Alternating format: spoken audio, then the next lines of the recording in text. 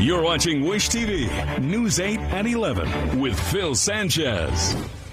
And welcome back. The ever-growing crisis in Ukraine is on everyone's minds. President Biden and the European Union have issued sanctions against Russia for their actions in Ukraine, which could have economic impact right here at home and around the world. And joining us now to break down what might happen is Andreas Hoskrecht, an economics professor at the IU Kelley School of Business. Professor, good to see you. Hello, good to see you. How are these sanctions? We'll start here. For us, what exactly are they, and how are they going to affect Russia? So first of all, the sanctions are well orchestrated and organized between the U.S. and mainly European countries.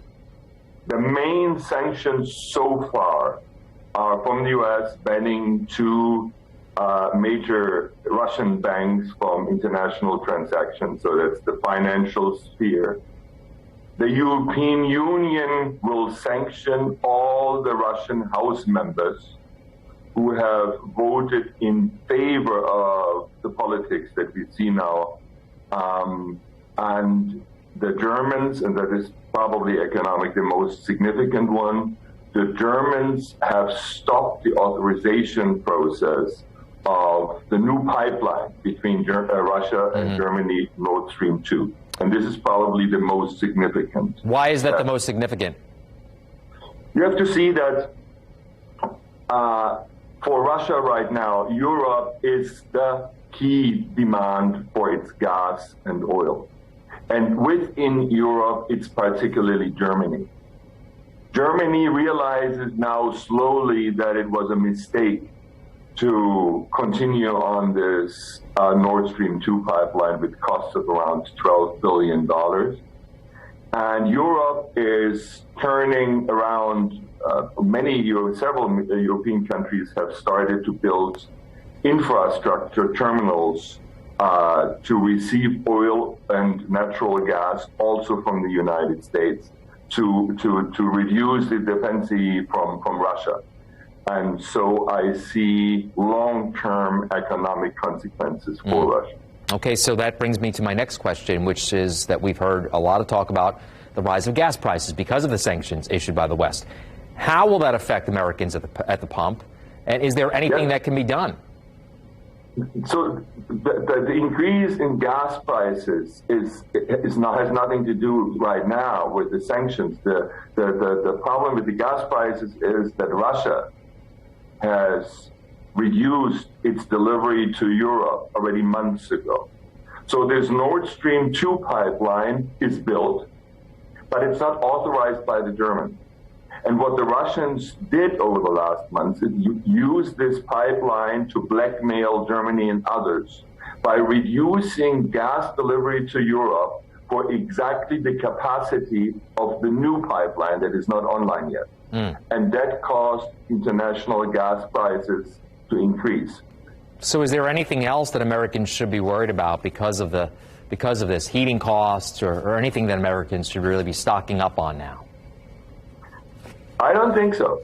I think that we have to put in perspective the size of the Russian economy. The Russian economy is smaller than the Canadian economy. It's smaller than the economy of South Korea.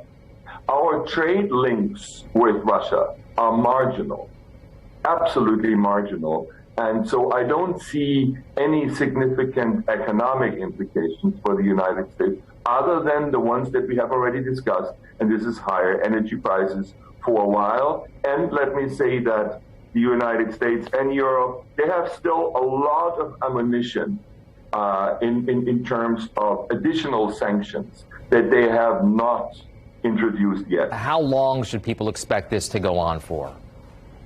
It's very difficult to say because I think that Putin is starting to get irrational. What should not surprise us when you are over 22 years an autocrat. You're surrounded by people who are yes-sayers the whole time.